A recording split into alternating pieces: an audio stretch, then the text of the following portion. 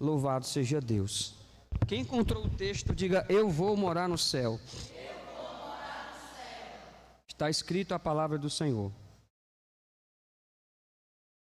E um da multidão, respondendo, disse: Mestre, trouxe-te o meu filho que tem um espírito mudo. Ele espuma e range os dentes e vai secando. E eu disse aos teus discípulos que o expulsassem, e eles não puderam. E ele, porém, respondendo, disse: Ó geração incrédula, até quando estarei convosco? Até quando vos sofrereis ainda? Trazei ele. E trouxeram, e quando ele o viu, logo o espírito o agitou com violência, e caindo endemoniado por terra, revolvia-se ou revirava-se espumando, e perguntou ao pai dele.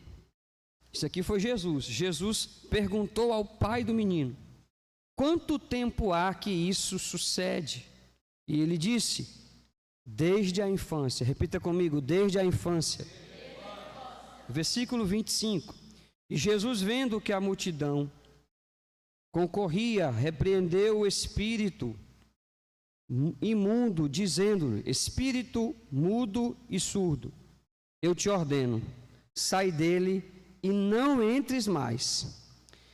E ele, clamando e agitando com violência, saiu, e ficou o menino como morto, de tal maneira que muitos diziam que estava morto. Mas Jesus, tomando-o pela mão, o ergueu, e ele se levantou. E quando entrou em casa, os seus discípulos lhe perguntaram à parte: por que nós não pudemos expulsar? E disse-lhe Jesus: esta casta não pode sair com outra coisa alguma, a não ser com oração e jejum.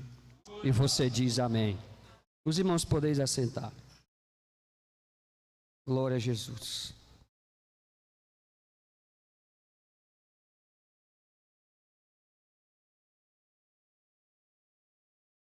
Glória a Deus. Meus amados, eu quero que você coloque no seu coração o tema que nós iremos ministrar hoje, e repita, para a gente ganhar tempo, somente essa vez.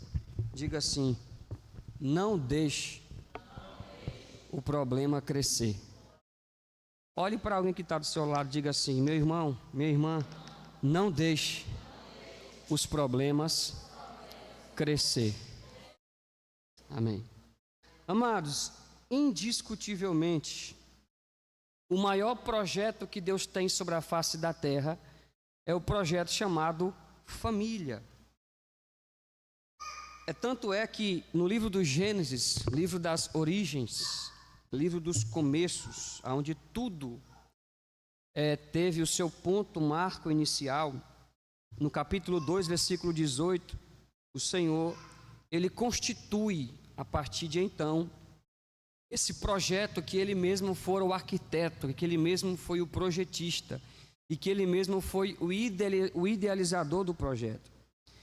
Jesus, então, obviamente, como o propósito de Deus não havia sido manifesto, mas a palavra de Deus nos fala que o que Deus tem preparado, ou já havia preparado para toda a humanidade, Ele não tinha preparado depois que Ele faz o projeto da família, depois que Ele faz o homem conforme a sua imagem e semelhança, Gênesis 1:27. Ele não assim o faz depois que Ele forma Adão do pó da terra, depois faz dele cair sobre ele, ou melhor, um sono pesado, e cerra uma de suas costelas, e então faz Eva a sua auxiliadora, a sua esposa, a mulher idônea, para estar como diante dele. Não, o texto diz com clareza, as escrituras, que o que Deus havia preparado para a humanidade, Ele havia preparado antes da fundação do mundo. Primeiro Deus põe os fundamentos sobre o mundo, a partir de Gênesis capítulo 1, os primeiros versículos falam com muita clareza sobre isso, e depois, obviamente, já acontece o processo da queda, mas o que Deus havia preparado de plano como redenção, de restauração, tudo isso ele mostra nas Escrituras, por exemplo, na primeira epístola universal de Pedro, que assim ele o faz antes até mesmo da fundação, da criação de todas as coisas. Isso nos faz pensar que Deus ele havia um desejo, e como de fato tinha, um plano muito específico para a família. Me acompanhe nesse raciocínio. Quando você olha para o que está escrito em Gênesis capítulo 6, a Bíblia trata sobretudo da corrupção generalizada e expansão devastadora do pecado. Por essa expressão, o próprio Deus abre a boca e o autor, o escritor do livro do Gênesis, como é de todo o Pentateuco, os primeiros 5 livros escritos, é claro que não estou falando aqui de forma cronológica, mas os primeiros livros, os 5, escritos por Moisés, ele diz: Deus se arrependeu de ter criado o homem, então ele vai destruir. Deus fala: me arrependo de ter criado o homem, vou destruir a terra. Mas essa expressão no original hebraico, a gente precisa, é muito importante que alguns textos da Bíblia a gente só entende de fato como está se a gente recorrer ao hebraico. Todas as vezes que você vê alguém de forma interessada em transpassar um conhecimento, algo que vem edificar a igreja e recorre aos textos originais, eu entendo que o objetivo desse pregador, desse estudioso, desse ensinador, jamais é se amostrar para dizer que estudou alguma coisa de grego, de hebraico, não. Mas é porque tem alguns textos que a gente não vai entender somente pelo que está transliterado, conforme a tradução que a gente porta hoje. Por exemplo, estou aqui hoje com a Almeida Fiel e Corrigida. É possível que alguém tenha hoje com a NVI ou outras traduções da Bíblia. É claro que a palavra nunca muda, mas o original da palavra é extraordinário. Por exemplo, a Bíblia foi escrita no Antigo Testamento, no hebraico, no Novo Testamento, toda no grego. Por exemplo, se a gente pegar esse texto aqui e ficar somente com a tradução transliterada, somente com o português, a gente não entende o texto. Deus dizendo: me arrependo de ter criado o homem. Que Deus é esse que faz uma coisa e se arrepende? Quem está comigo, diga amém.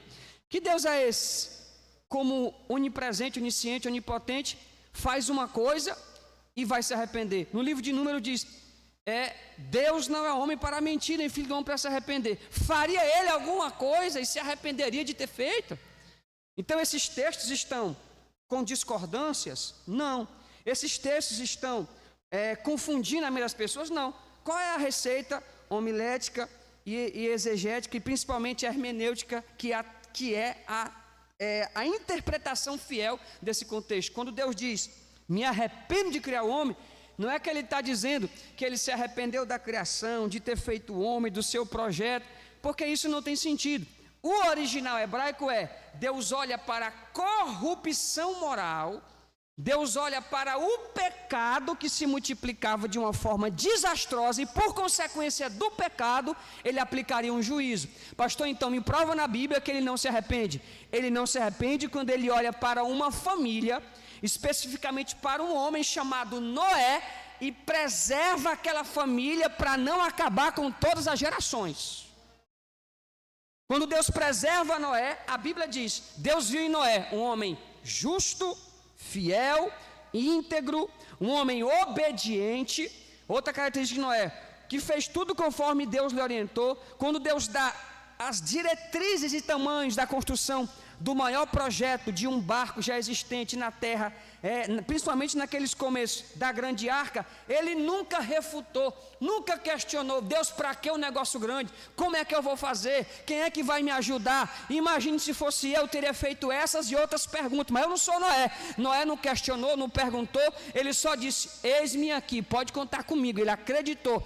Deus já sabia com quem que ele podia contar. Deus preserva aquela família, e quando ele preserva aquela família, ele está preservando eu e você, porque ele sabia que depois daquela geração nasceria outras, mais outras, quem está entendendo, mais outras, quem está entendendo, mais outras, até chegar a mim e você. Então Deus não se arrepende de ter criado o mundo, não se arrepende de ter feito Adão, embora Adão pecar com Eva, as gerações nasceram sobre a consequência do erro.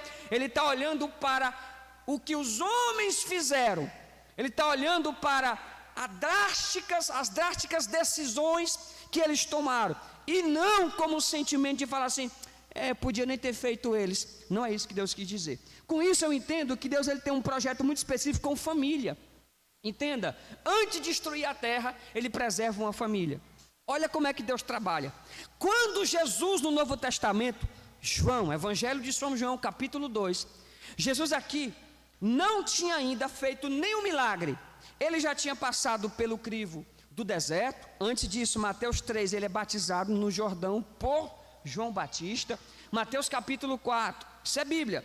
Ele está no cenário do deserto, jejuma 40 dias e 40 noites. Nós sabemos que esse jejum aqui não é um jejum total, porque ali é o homem físico, o Cristo como homem que está jejuando, mas é um jejum de abstenção alimentar, mas com água. A gente entende isso, outra vez a gente fala com mais detalhes sobre esse jejum que Jesus fez.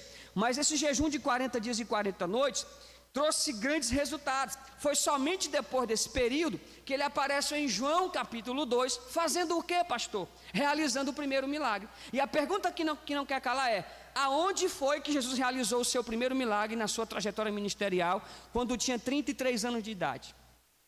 Aonde foi? Ou melhor, com cerca de 30 anos de idade, porque com 30 anos ele faz o primeiro milagre, ele desenvolve mais 2 anos, ou seja, o período ministerial de Jesus foi 3 anos.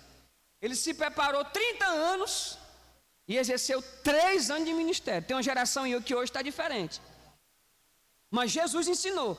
Ele passa pelo batismo, passa pelo deserto, é um homem de jejum, é um homem de oração. Depois de tudo isso, ele realiza o seu primeiro milagre. Aonde? Em Caná da Galileia. Sendo mais específico, aonde? Dentro de um ambiente familiar. Irmão, não existe acaso e nem coincidência na Bíblia. Quem concorda, diga amém. Não existe acaso, existe propósito e existe promessa. Então, o que é que Deus estava dizendo, orientando o seu filho, para quando ele fosse realizar um primeiro milagre? Esse primeiro milagre precisava, isso aqui é coisa de Deus, é a revelação da palavra, ser em um ambiente familiar. Ele estava dizendo com isso a seguinte questão: tentaram fazer de tudo para acabar com a raça humana. O homem pecou, Adão pecou, as gerações todas pecaram. Satanás aplaudia a derrota da humanidade, mas quando eu enviei o meu filho, aleluia, tudo mudou. E fica mais fácil de entender que tudo mudou. Que quando Jesus estava no meio daquela casa, numa família, a festa era um casamento tradicionalmente judaico. E ali dentro da cultura do judaísmo, o vinho simbolizava, como ainda simboliza, a alegria da festa. Ou seja, era o principal elemento da festa judaica, era o vinho.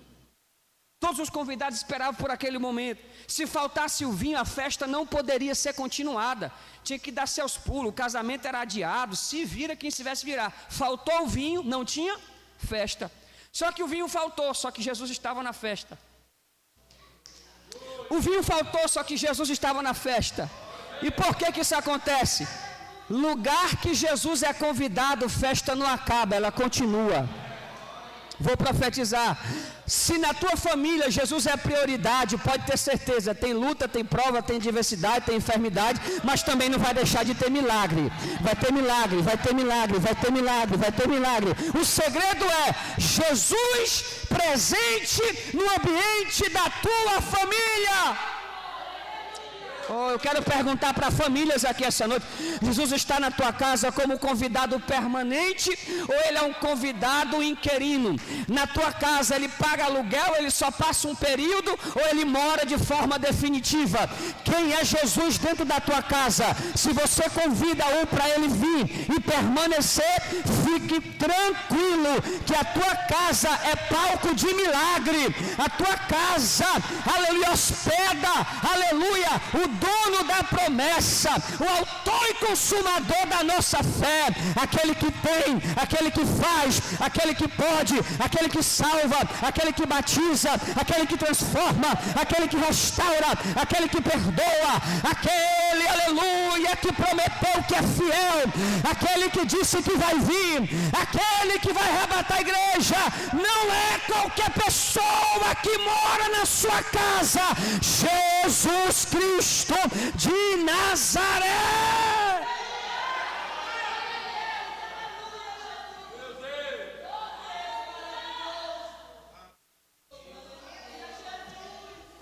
Libera esse glória a Deus aí que você trouxe. Libera essa adoração, porque eu estou dizendo que na sua casa não tem qualquer um. Na sua casa habita Jesus. Ele está na sua casa. E eu quero fazer uma segunda aplicação. Já saí da introdução, o tempo já voou. Só tenho 10 minutos. Deixa eu terminar. Deixa eu correr para terminar a mensagem. A segunda aplicabilidade é: eu não sei o que é que está faltando lá dentro da sua casa, mas uma coisa eu sei: se Jesus estiver lá, como eu acredito que Ele está, se prepare. Está na hora, Ele vai fazer o que você não faz. As pessoas olharam, Jesus veio falando assim: traga as talhas e traga água. Mas para que trazer talha com água? Alguém não estava entendendo nada. Nas mãos de Maria, a sua mãe, nada podia acontecer. Até os nossos irmãos, amigos católicos concordam com isso. Maria não fez nenhum milagre. Nas mãos do discípulo também, ali naquele momento, nada podia acontecer. Aleluia, até porque Jesus não estava com eles ali. O seu corpo ministerial não estava sendo formado ali, mas com as pessoas. Para que esse homem quer talha com água? Para fazer o que você não faz, para fazer o que você não pode. Porque se Jesus não estivesse lá, a festa teria sido interrompida. Mas quando ele estava lá, ele pegou a água e transformou no melhor vinho da história. Eu não sei se você está entendendo essa palavra. Deus vai pegar aquilo que alguém não acredita e vai fazer ser a verdade absoluta que você precisa viver. Eu não sei o que está faltando na sua casa, mas eu quero ser uma voz profética para você essa noite. Jesus vai fazer o milagre que a tua família precisa. Eita, que eu estou sentindo o papai na casa. Jesus vai fazer o milagre que a sua casa precisa. Jesus vai fazer o milagre que a sua casa precisa. Jesus vai fazer o milagre que a sua casa precisa. Recebe essa palavra nessa noite. Jesus está dizendo aqui a mim, e eu estou dizendo para você: Ele vai fazer o que você não faz. Ele vai curar os enfermos. Ele vai abrir a porta. Ele vai trazer alegria. Por um momento, a alegria não teve mais naquela família, mas Jesus estava dizendo: em família que eu estou presente, a alegria não acaba, a festa continua. Oh, glória a Deus, aleluia. Eu estou sentindo a casa sendo cheia da graça. Eu estou sentindo que essa noite Deus está enchendo a casa de glória. Eu estou sentindo que essa noite tem renovo espiritual para a sua vida. Vamos entrar no clima da vigília. Nós estamos orando, estamos buscando as coisas, meus irmãos de Deus. É assim: quando Ele quer fazer, Ele faz do jeito dele, da hora dele. Vai dando glória, vai adorando. Hoje tem renovo espiritual nesse culto de doutrina. Hoje tem línguas estranhas aqui, tem cânticos espirituais, tem dom de profecia, a manifestação dos dons espirituais. Deixa Deus te usar. Recebe o renovo que você precisa. Recebe a graça que você veio buscar essa noite. Recebe a Alex. Você chegou aqui triste, não foi? Chegou aqui desanimado, pois a alegria da festa, Jesus de Nazaré está na casa. Está na casa. Ele está na casa para alegrar o teu coração.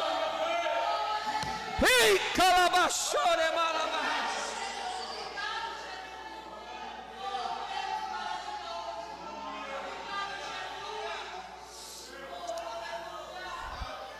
Levanta a mão direita. Eu cuido de ti. Eu cuido de ti. Descansa, descansa, descansa em mim. Comece a sorrir. Levanta a mão. O que eu tenho é bem maior, pois só eu sei do amanhã. Então recebe abraço meu, pois da tua vida cuido eu cuido, Ele está cuidando. Ele está cuidando, Ele está cuidando, Ele está cuidando. Ele está cuidando. Alegra-te. Está chegando um novo vinho para a tua casa. Alegra-te. Está chegando um novo vinho para os teus filhos. Alegra-te. Está chegando um novo vinho para a tua família. Está chegando um novo tempo para a tua casa.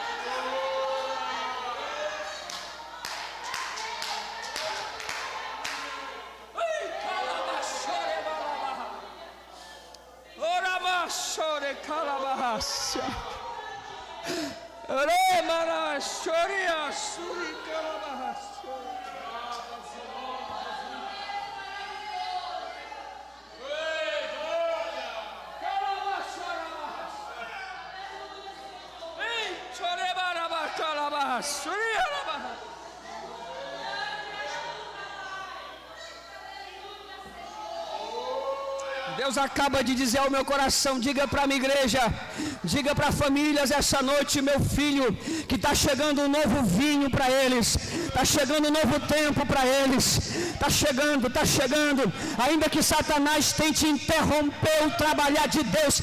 Quem é esse encardido para querer se atravessar na frente de Deus? Ele não tem poder para isso. O crente mais cheio do Espírito Santo e simples dessa casa tem mais poder do que Satanás e todos os seus demônios. Está chegando um novo vinho para a tua história.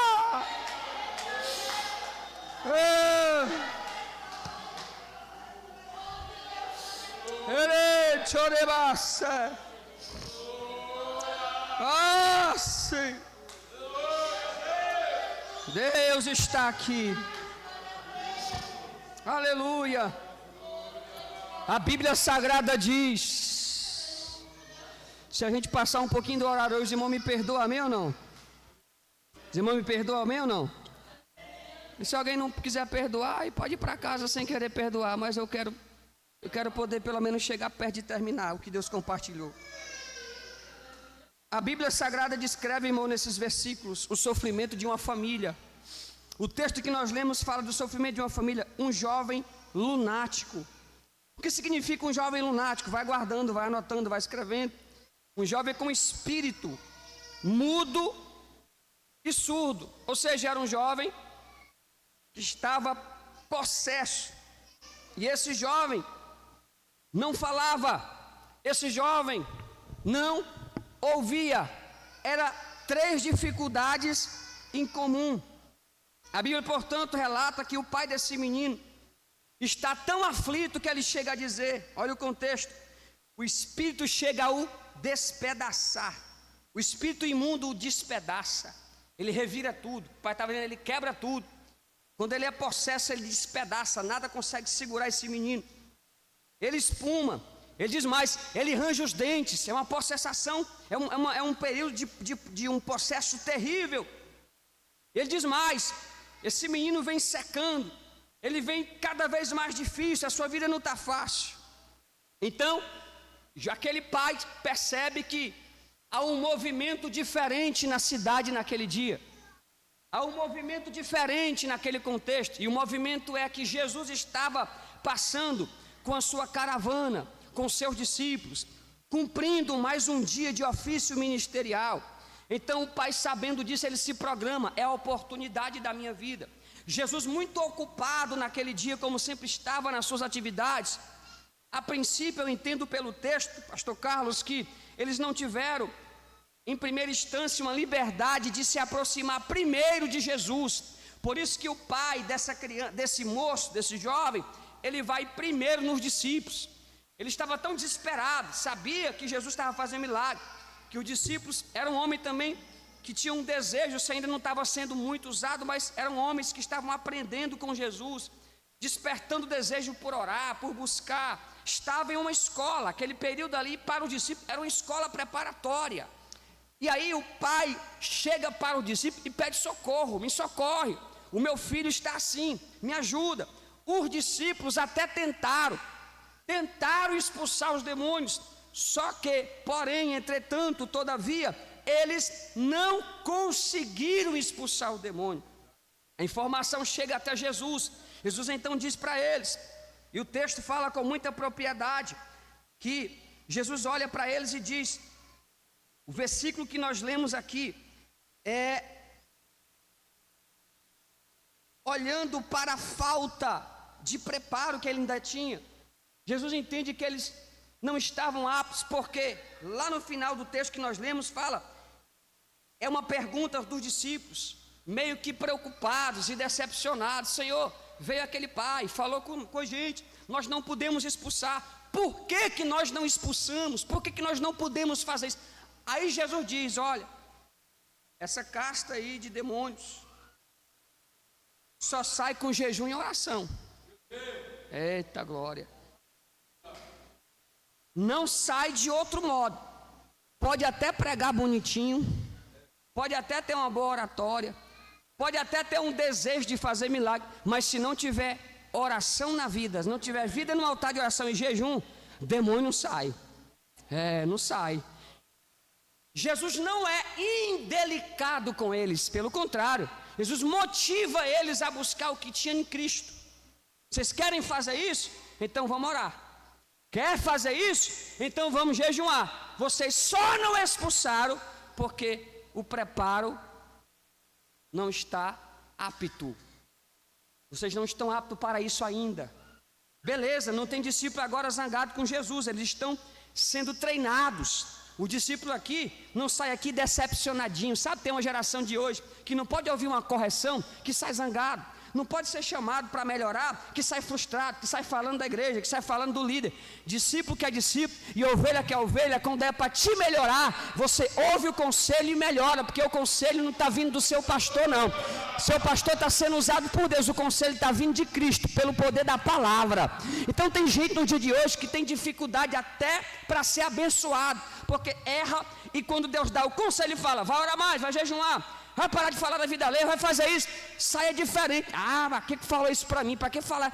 Se falou, irmão, é porque está precisando. Se não estivesse precisando, não estava falando. Então vamos entender uma coisa, nós não estamos criando no meio das nossas igrejas espalhadas pelo Brasil e pelo mundo, uma geração de crentes cheio de mimimi, que não pode tocar, que não pode exortar. Tem igrejas por aí que estão proibindo o culto de ensino, tem que pregar só sobre prosperidade. Sai dessa coisa que não presta, que não edifica. Só pode falar de bênção, não pode falar de cruz, não pode falar de processo, não pode exortar a igreja. A Bíblia fala muito mais de exortação, de pecado, do inferno, para a gente não ir para lá, do que muitas outras coisas. Essas igrejas não pregam mais a verdade, mas enquanto tiver um pastor ou seu líder que fala a verdade, agradeça a Deus, porque um dia alguém pode ter falta dessa geração. É uma geraçãozinha fraca que tem por aí afora, que não pode ser corrigido, porque está dizendo, estão me perseguindo. Falaram isso para mim, por que não fala para o outro, irmão? Está na hora da gente parar de ver erro nos outros e olhar para a gente. No dia que a gente olhar para a gente e ver que a gente precisa melhorar, ninguém precisa dar conta da vida alheia. A vida alheia não cabe a mim. A minha salvação é individual, não é coletivo. Deus quer o coletivo, Deus quer a unidade, a conformidade, mas Ele também quer que cada um examine a si mesmo, e se tiver que melhorar, melhore. Não sai reclamando, por que fez isso, por que o pastor falou isso, por que o pastor me chamou, por que teve esse conselho. Não, irmão, se você entender que isso é para lhe melhorar, então obedeça a palavra. Hoje é culto de ensino, o culto que eu tenho maior oportunidade de falar é agora. Então, se isso for para te melhorar, então diga, Jesus, obrigado, porque é a minha salvação que está em xeque, é a minha salvação que está em ênfase. Nós estamos diante de uma família que está tão desesperada,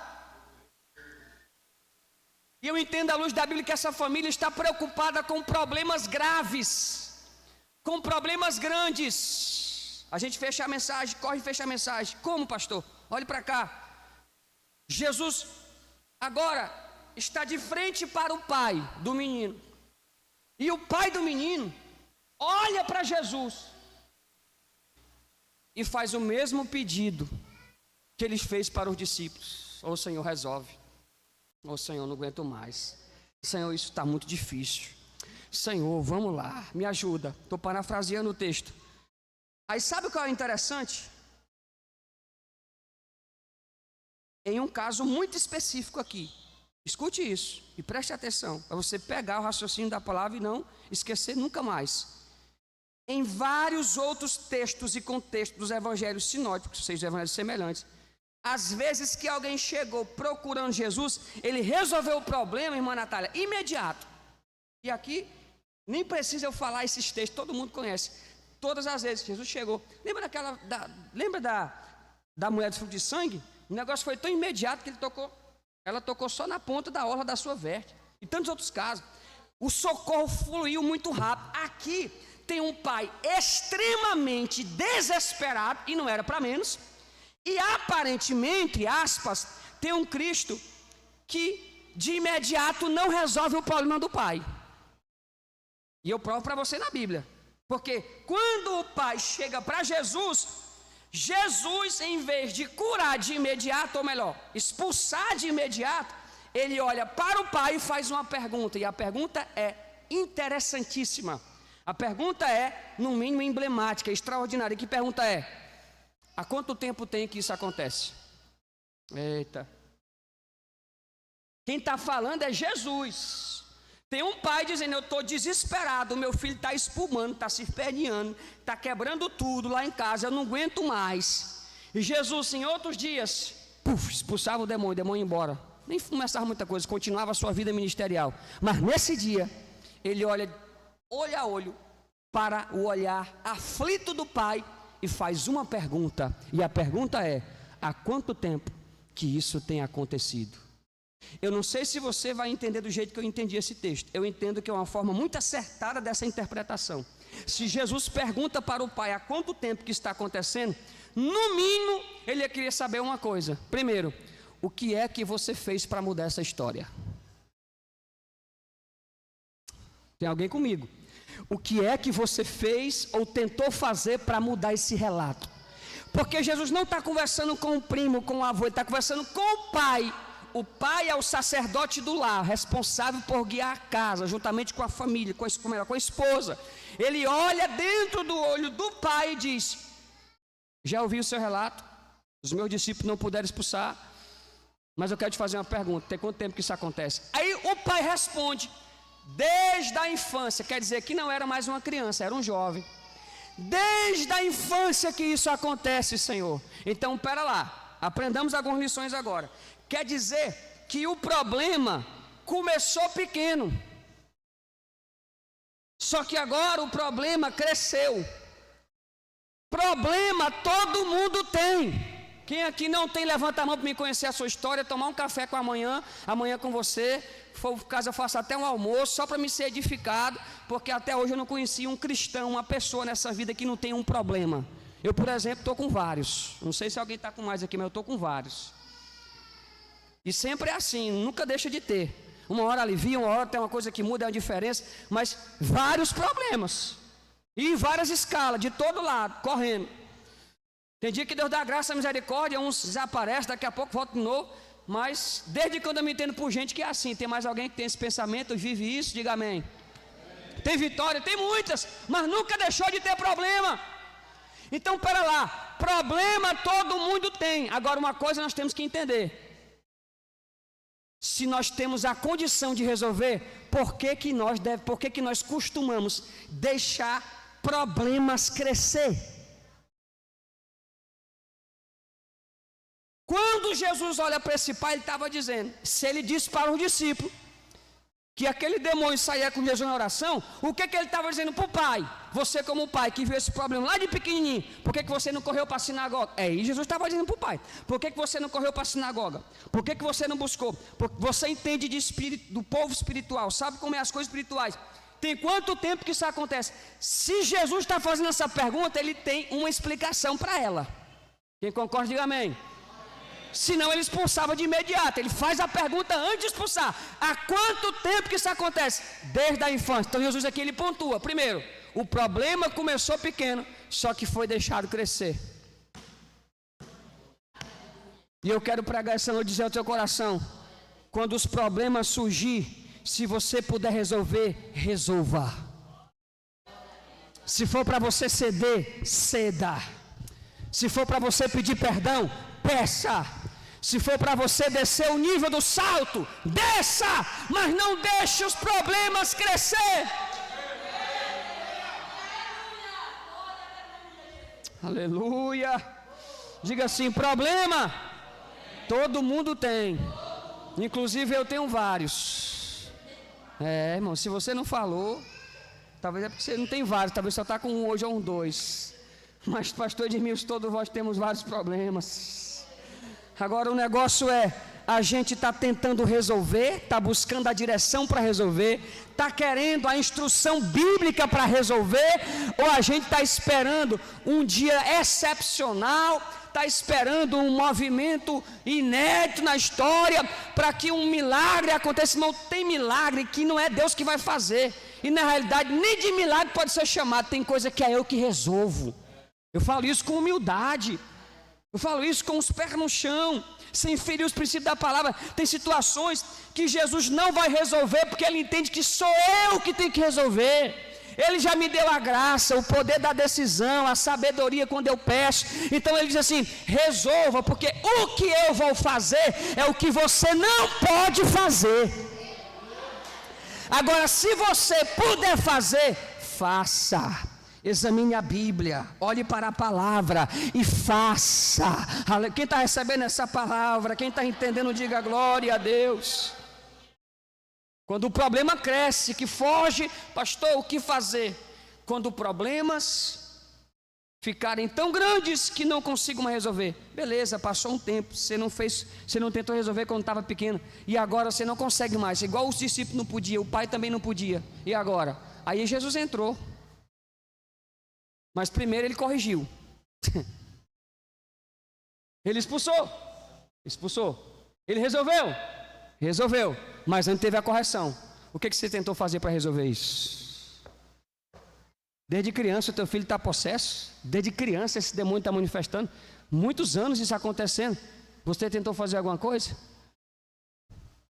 O pai sai confrontado com aquela palavra. No mínimo, uma mudança radical. Ele entendeu que problemas todo tem, mas eu não posso deixar o problema crescer. Eu preciso fazer de tudo para não deixar os problemas crescer. E os problemas são tendenciosos a crescer, irmão. Dificilmente um problema gigante começou gigante. Ele dá sinais. Vou dar um exemplo. Um caso de adultério, por exemplo, ele não acontece da noite para o dia. Antes da queda teve conversas, teve olhares, teve alguém cedendo, teve coisas que aconteceram. Quando fulano de tal caiu, adulterou, não foi isso aqui estalando o dedo. Teve todo um enredo, teve um problema que começou pequeno, talvez foi uma curtida de uma foto, um comentário indevido, abriu uma brecha, aí cresceu, começou até cair. Mas uma queda não acontece da noite para o dia assim, não. Começou um problema pequeno, só que foi crescendo. A gente precisa entender que quando os problemas estão pequenos, para nós são administráveis. E a nossa vida vai se tornar uma vida de mais facilidade. A nossa vida vai ser levada com uma situação de um ponto de mais equilíbrio, de mais senso. Aleluia! Louvado seja o nome do Senhor para todo sempre. Alguém poderia dizer: expulsa logo esse demônio, resolve esse problema, Senhor. E o Senhor: eu preciso conversar com esse pai. Eu preciso olhar para dentro dos olhos desse pai e dizer para ele que nem sempre são as coisas grandes que vão tirar as pessoas dos propósitos extraordinários, mas as coisas pequenas são motivadoras para nos afastar da trajetória que Deus permite. Então, se você puder resolver, resolva. Se for só com oração e jejum, então ora mais, jejuma mais. Se for uma conversa, resolva. Não deixe os problemas crescer. É isso que Jesus estava dizendo para aquele pai, e é isso que Ele diz para nós. Louvado seja o nome do Senhor. O tratar de Jesus aqui é isso. Louvado seja Deus. Então, o que a gente está fazendo nessa geração, e eu oro por você, para deixar com que aquilo que pode se tornar grave, pode ser resolvido agora, aquilo que pode se tornar grande amanhã, eu posso interromper agora. É um poder de decisão, um poder de escolha. Examinemos esse cenário, irmão, isso aqui é muito sério e muito profundo esse texto. São palavras e conselhos para levarmos para uma vida toda. Isso aqui pode mexer com situações familiares e mexe, situações externas, internas, todos os campos, não é só de uma possessão. Entenda, amplia sua mente agora. Problemas de todos os lados, acontece de todos os lugares. O que a gente tem que entender? Eu não posso deixar isso ficar pior do que já está. Eu vou tentar resolver. Eu vou tentar fazer, eu vou tentar correr atrás, eu vou guerrear, eu vou pagar o preço. Eu não vou ficar deitado na rede balançando, esperando um estalar de dedos. Não, eu vou fazer a minha parte, porque eu entendo, eu vou lutar até a conseguir ver isso sendo resolvido. Mas se eu não tiver condição de resolver, Ele resolve. Levanta a tua mão direita, eu quero profetizar na sua vida essa noite. Problema para você, aleluia, é todo dia talvez. Agora problema, aleluia, para Jesus é diferente. Para você o problema é só até Jesus entrar no caso, quando você não pode resolver. Quando Ele entra, não é mais nome de problema. O problema dá lugar à solução, à provisão, à intervenção de Deus. E quem recebe essa palavra, diga glória. Aí alguém diz, vamos trazer alguns exemplos práticos aqui para a gente orar. Alguém diz, pastor, mas eu estou passando por um problema conjugal. Sim, problema conjugal normalmente resolve dentro do ambiente conjugal do lar. É claro que tem situações que chamam o pastor para uma conversa, isso aqui é muito óbvio isso. Mas problema conjugal, pastor, aconteceu isso e isso. E aí, ok, aconteceu. Você já fez o que para melhorar? Não, foi ela que errou, aquela condenada, aquela mulher, pastor, tem hora que só Deus na minha vida para poder aguentar, entendeu? Aquela mulher me magoou, fez isso, fez aquilo, e o negócio está sério lá em casa, e aí a gente fica ouvindo essas coisas e fica, ok, e aí tu vai deixar acontecer o pior? Tu vai perder? Tu vai deixar a família acabar? Tu vai deixar desmoronar tudo isso? Não, meu filho, vai lá, chame pelo menos para uma conversa, ceda, resolva, você é o cabeça do lar. Não deixe isso por isso. Satanás é que quer que acabe o maior projeto de Deus, mas Deus não quer que isso acabe, isso vai ser resolvido. Dá o conselho, dá o remédio e tome quem quiser tomar, amém ou não amém? Problemas conjugais. Foi uma discussão dentro de casa, irmão, vou ser sincero, o errado é a euforia de como grita, a tônica. A agressividade é totalmente desprezível. A agressividade física nem se fala, mas a verbal é outra coisa discrepante. Agora, problemas conjugais, uma hora ou outra, qualquer família vai ter um pequeno desentendimento, uma situação ou outra. Agora, quando isso acontece, sabe qual é o mal da minha geração? É deixar isso crescer. Um casal que tem um desentendimento, hoje não é culto de casal, de família, mas eu estou falando aqui, tem um desentendimento, a primeira coisa que alguns fazem é dormir separado, abrem uma outra brecha. Aí o problema que era fácil de resolver fica ficando maior. Aí fica um dia intrigado. Aí está com 5 dias que não se fala. O problema era pequeno, resolvia com um olhar, com um pedido de perdão, de desculpa. E o problema só está crescendo. Olhe para as suas mãos, olhe para as suas mãos agora. Eu quero perguntar e você olha para as suas mãos. O que você faz quando tem problema diante das suas mãos? Você deixa crescer ou você resolve? Aleluia. Deus quer que a gente resolva. Deus quer o nosso esforço. Deus quer a nossa intenção mais prioritária possível para resolver. Aleluia. O meu filho me dá muito problema, mas aí está aconselhando direitinho, está acompanhando. É muito desobediente, já tentou resolver. Às vezes, meus irmãos, não é uma surra violenta, um negócio que vai resolver. A Bíblia fala em Provérbios, usar a vara da repreensão, mas às vezes falta muito mais um acompanhamento, um conselho mais prático do que uma taca. Tem filhos crescendo aí de formas rebeliadas, porque infelizmente são mal acompanhados, Os pais de hoje em dia por aí afora, estou falando que aqui dentro tem não, mas aí afora está cheio, não tem tempo para os filhos, não conversa com os filhos, não senta mais na mesa de conversa com os filhos, não tem relacionamento, aí a família desbanda. E a pergunta é, o problema existe, e o que é que a gente está fazendo para resolver? Uma hora Jesus vai aparecer diante de nós e vai fazer essa pergunta, tem quanto tempo isso aí? Isso aí já está demais, meu filho, pelo amor de Deus, já tem tempo demais. Eu não resolvi até hoje porque eu estava esperando você.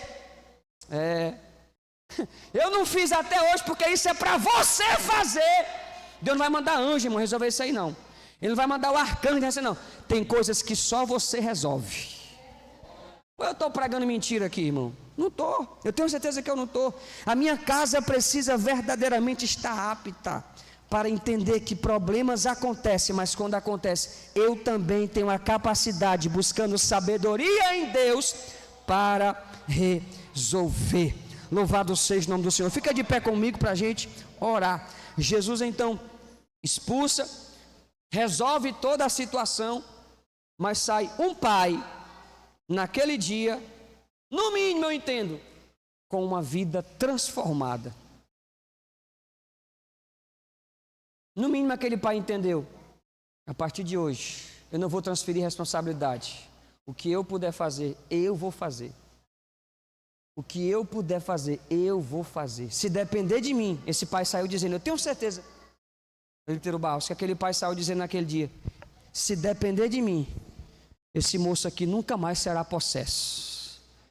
Ele falou sobre oração e jejum. Vou começar a fazer isso a partir de hoje. Porque se for só por conta disso aqui, de oração e jejum, esse menino aqui nunca mais vai ser possesso. Quem está entendendo isso, diga amém. Agora pegue isso e aplica para todas as áreas da sua vida. Se for só por conta disso, a partir de hoje, a minha família vai ser melhor. A minha casa vai ser melhor. O meu espiritual vai ser melhor. Pai eterno, eu ensinei a tua palavra segundo a orientação do teu Espírito. Eu tenho muita convicção do que o Senhor conversou comigo aqui nesse altar. Eu te peço a liberalidade da bênção da tua palavra pregada sobre essa igreja. Senhor, aonde for necessária a tua intervenção, pelo instrumento das verdades eternas do teu evangelho, libera a graça agora pelo poder da palavra, libera a resolutividade do problema, libera, Senhor, para que aquilo que for para nós resolvermos, nós não entregarmos na mão de terceiro, mas também aquilo que nós não conseguimos fazer, as situações que são inadministráveis, é o Senhor que vai resolver. Ó Senhor, esta palavra vem poderosa ao meu coração, essa palavra fala comigo, essa palavra fala com o teu povo, fala com a tua igreja, e nós queremos te agradecer pela preciosidade dessa palavra, e por tudo aquilo que vamos passar a viver a partir desse dia. Eu creio, Senhor, que tem cultos que marcam de forma mais impactante. Eu creio, Senhor, que tem ocasiões que o Senhor fala conosco de forma mais específica. Eu sei que hoje foi um desses dias. Esta palavra, Senhor, pode mudar a vida. Essa palavra pode tomar, meu Deus querido, um novo rumo, uma nova direção extraordinária para esse crente, para esta pessoa. E eu só te digo muito obrigado por esta palavra e o cumprimento dela em nossas vidas, em nome de Jesus. Estenda as suas mãos. O pastor Adagelson vai estar impetrando as bênçãos apostólicas, e o nome do Senhor é glorificado. Terminando as bênçãos apostólicas, nós já vamos dobrar nossos joelhos aqui. Você vai tomar uma água, 2 minutinhos, e vamos já iniciar a nossa oração. Amém? Levante as duas mãos para o alto. Que a graça do nosso Senhor Jesus Cristo, o amor de Deus Pai, a doce consolação do Espírito Santo de Deus, seja com toda a igreja que crê, diga amém. Louvado seja Deus.